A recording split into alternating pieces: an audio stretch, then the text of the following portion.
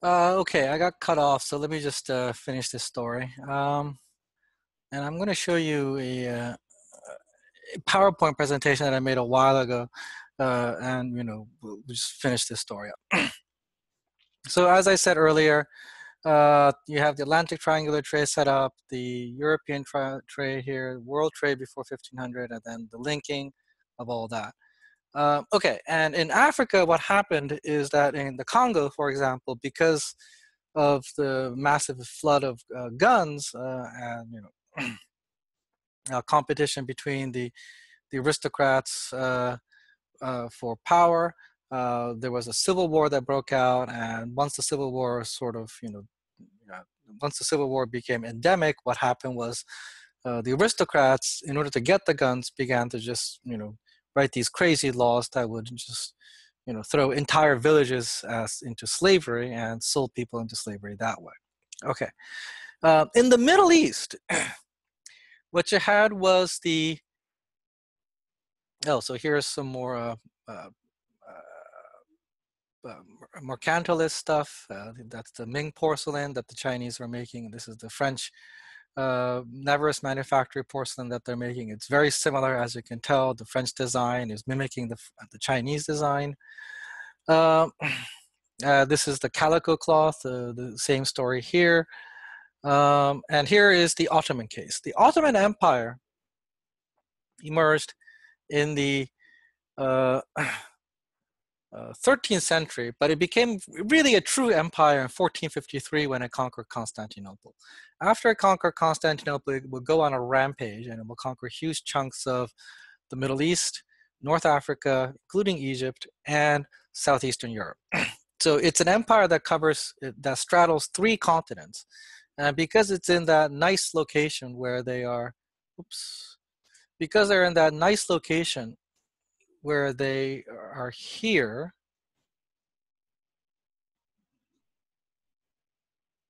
and it's even larger than this, but anyway, they have that trade route to Asia.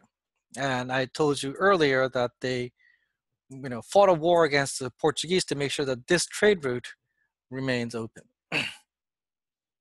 Okay, so what is the Ottoman Empire doing? Well, in standard world history textbooks, the focus of the writing is usually on how the Ottoman Empire is trying to go this way, and they're fighting against the Europeans who fight back. What I want to talk about instead is the relationship with Asia, because it's actually more important. The Ottoman Empire is conducting trade with Asia. They buy all this stuff and they re-export their goods to Venice and to West Africa and to East Africa. This is how they're making money. What happens when the Dutch, who begin to trade this way,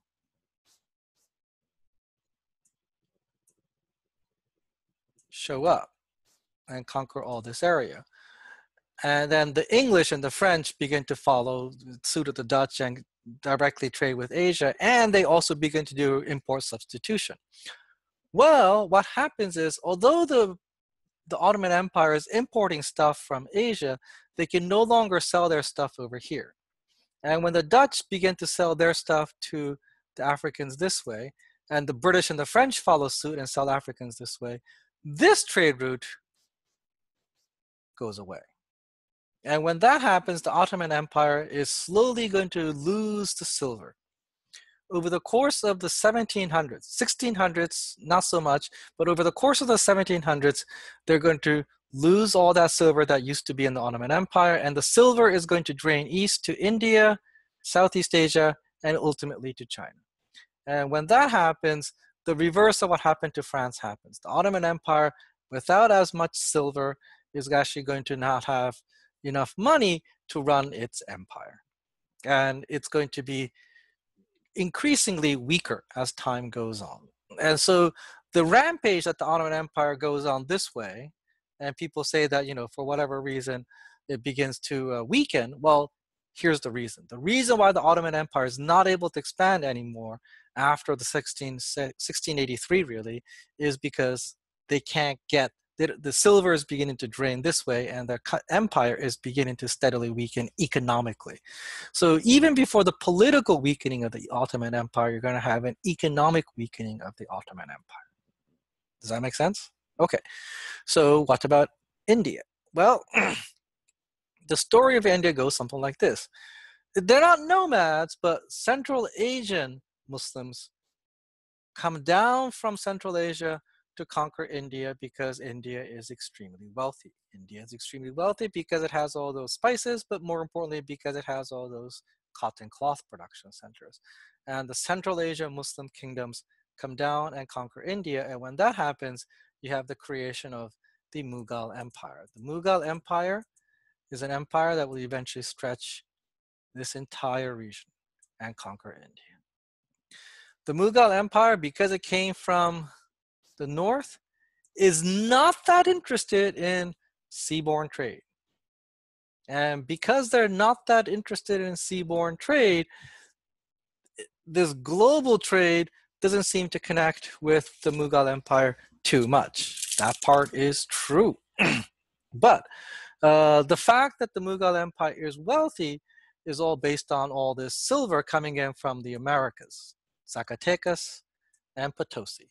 The silver from the Americas is what's flowing into India, and that is what's making the Mughal Empire wealthy.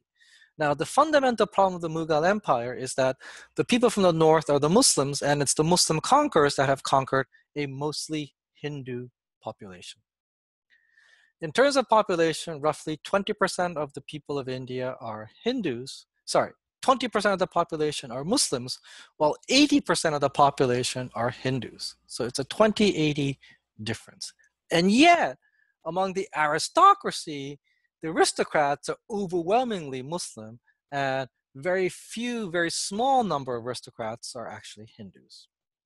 So the only reason why the Ottoman, not the Ottoman, but the only reason why the Mughal Empire can exist is if it can somehow manage to maintain a religious balance or religious tolerance.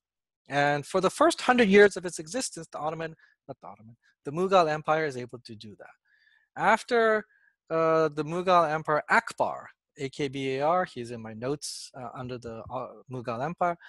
Under Akbar, the Mughal Empire establishes a policy of tolerance where your religion doesn't matter. The Emperor Akbar himself marries a Muslim, a Hindu warrior princess, and a Christian. And in his personal life, he proves that he does not care about religion. And in imperial official policy, the empire also does not care about religion.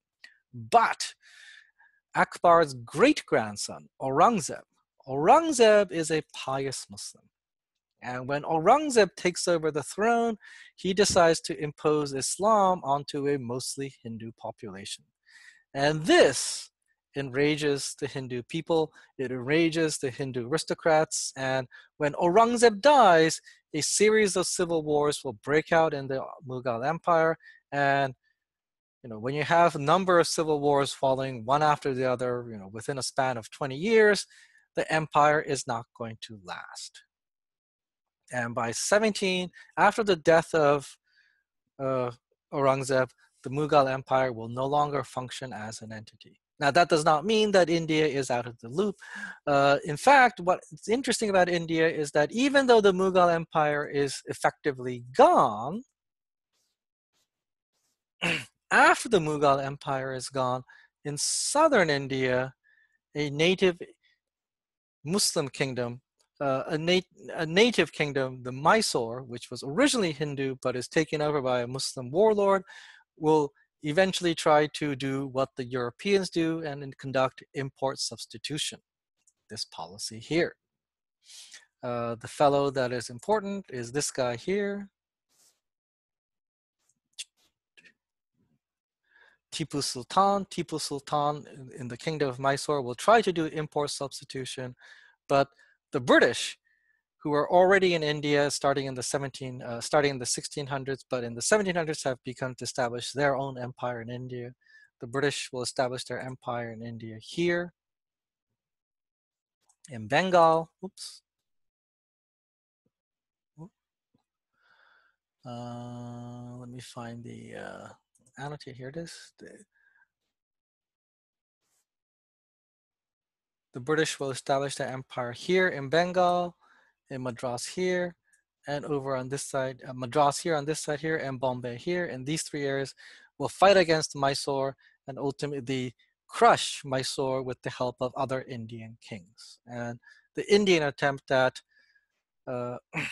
mercantilism and reform in the 1700s will fail, and India will fall under the hands of the British. Britain and its Indian kings and its allies, the other Indian kings, will be the most powerful alliance to rule India by 1800. Well, 1802. In 1802, the British will conquer the Ganges River Valley, and their allies will conquer other parts of India, and Mysore itself will be reduced to half its size and will become a subservient state to Britain. Okay, so the other two great empires that we need to talk about is China.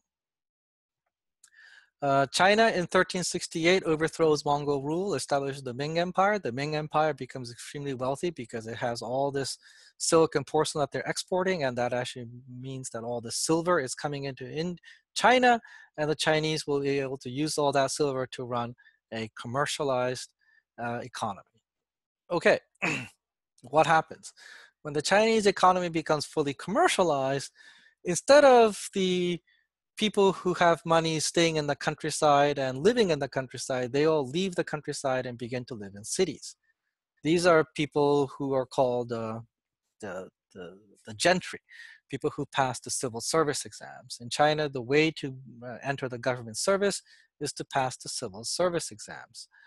And the civil service exams are technically open to anybody. So as long as you have an education and you can pass the civil service exams, then you can actually become a member of the Chinese government. As long as the Chinese government was conducted primarily of rich people from the countryside, things weren't that bad because the population of China is primarily rural. 90% of the people in China are from the countryside. So when bad things happen in the countryside, like droughts, floods, various other natural disasters, if you have government officials who are born and bred in the countryside and are from the countryside, then they know how to react to these natural disasters. But when you have these government officials who are now children of merchant people, people living from the cities, or even if their family wealth is from the countryside, if their family is living in the city because the city is more fun to live in, well, then these people don't know how to react to these natural disasters, and the government becomes less responsive. So corruption is endemic in China, but despite that, the government could function because you had these people who knew how to react to disasters. Well, after the 1500s, this is no longer the case. In China, most of the government officials are now from the cities in one way, form, or another. They're either children of aristocrats, the children of the gentry, the children of government officials, or a lot of them are children of merchants, or they're children of aristocrats, they're the children of landlords, but these landlords are absentee landlords living in cities. And so, without people who know how to deal with natural disasters in the countryside, the situation goes really, really bad really quickly when natural disasters strike. And in the 1600s, that is what happened. In the early 1600s, there was a series of natural disasters, and the Chinese government, the Ming government, was not able to react adequately. And when the Ming government was not able to react adequately, massive peasant rebellions broke out in China. The government was unable to put down these massive peasant rebellions, and the Ming dynasty actually fell to an internal rebellion. When the Ming dynasty fell to an internal peasant rebellion, the Ming general guarding the gates of the Great Wall made a deal with the Manchu general north of the Great Wall and said, hey, I will work with you. Come help me get rid of these peasant bandits. And so when the gates of the Great Wall are opened, northern nomads north of the Great Wall, an alliance between the Mongols and the Manchus. The Mongols, by the way, live here. The Manchus live here. The alliance between the Mongols and the Manchus crossed the Great Wall into China. They didn't break the Great Wall. They marched through the Great Wall because the Chinese general opened it. And this alliance of Chinese generals, Manchus and Mongols then will conquer China in 1644. Beijing, the capital of Ming China, will fall in 1644. Over the course of the next 40 years, the Mongols, the Manchus, and the Chinese generals would then conquer the rest of China. The emperor of this new China is a Manchu. The Manchu emperor is going to rule China as a Manchu Chinese diarchy. This empire, the Qing Empire, is a vast empire that stretches this huge region, including Taiwan. And it's going to include Tibet, Central Asia, which Tibet has Tibetans who are Tibetan Buddhists. Central Asia has Mongols and Central Asian Muslims. Mongolia, which has Mongols who are actually Tibetan Buddhists. Manchus, who are Tibetan Buddhists, and Chinese. The Chinese are primarily Buddhists, but they're not Tibetan Buddhists, but they're primarily Buddhists, Taoists, and Confucians. China has three religions: Confucianism, Buddhism, and Taoism. For the ordinary people, these three faiths basically merge into one as Chinese folk religion. But for the gentry, I always keep saying aristocrats are wrong. But for the gentry believe in Confucianism. The Manchus, who will become the emperors of China, will then rule this vast region in these two ways. They will rule China, where 90% of the people live, through a diarchy, a Manchu Chinese diarchy. The emperor is Manchu, but the government that runs China will be half Chinese and half Manchu. So the Chinese will feel that they have a say in how to run their own government. And the civil service exams, which is all based on Confucianism, will still be maintained. So the Manchus will honor Confucianism, even though the Manchus are Tibetan Buddhists. In the parts outside of China, the Manchus will rule as patrons of the Dalai Lama, the leader of Tibetan Buddhism. So the Manchus were Tibetan Buddhists, the Mongols were Tibetan Buddhists, the Tibetans were Tibetan Buddhists, and this area here, which is Central Asia, this area will be conquered. The Mongols who resisted Manchu rule will be defeated, and the Muslims population will be essentially allowed to lead Muslim lives under Manchu supervision. And so this area will remain Chinese with diarchy, with Manchu, half the government being Manchu. This area will be ruled with a lot of autonomy, but the primary reason why they will obey the Manchu emperor is because the Manchu emperor is the patron of the Dalai Lama and the student of the Dalai Lama, the leader of Tibetan Buddhism. Okay, so the last major empire is over here in Japan. In Japan, as this world trade is happening, they discover silver mines, and the Japanese will do basically what the Europeans do. They will sell silver, and in return, they will buy all those, porcelain, silk, spices, and cotton cloth. Now,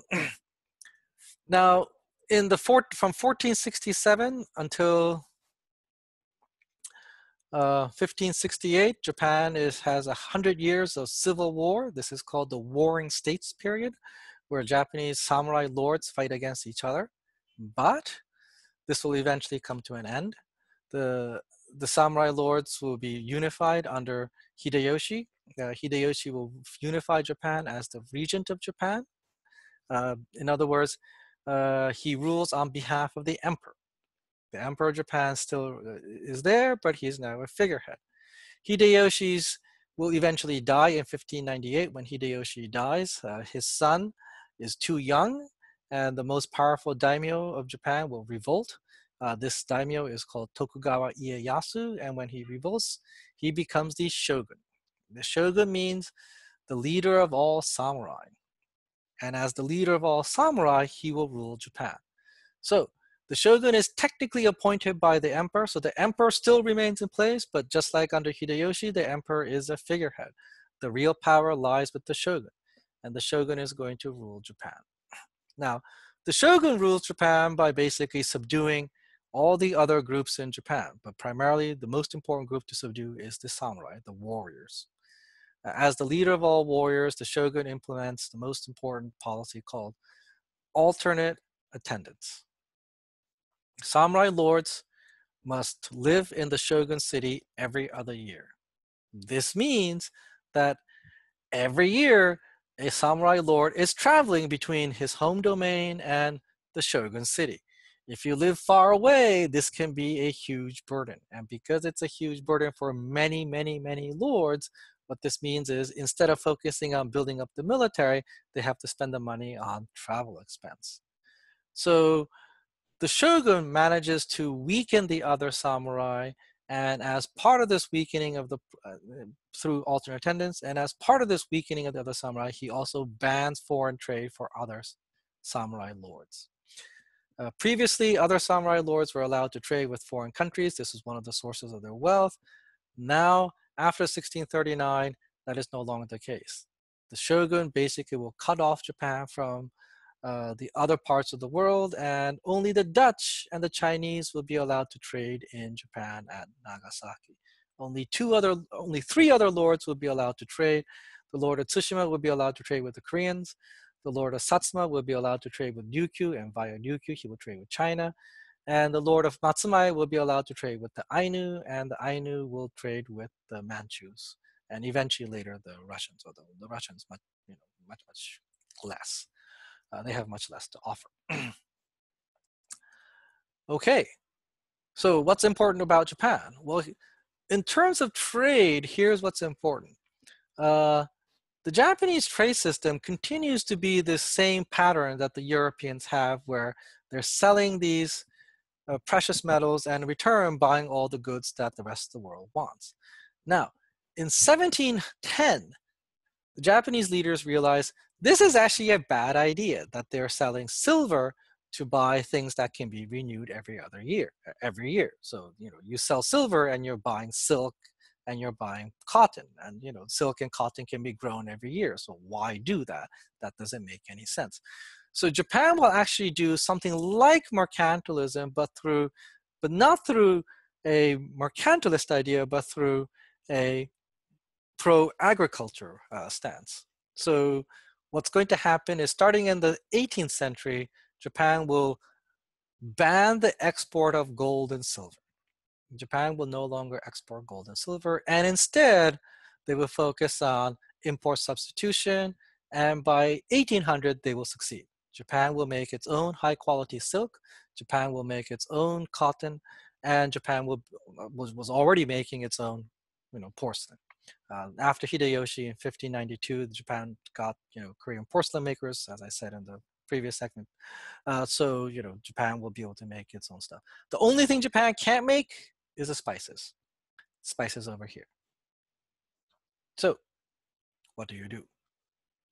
Well, every other place in the world has spices. They actually buy black pepper from India, or from black pepper from here, and they import that and they use it in their cuisine.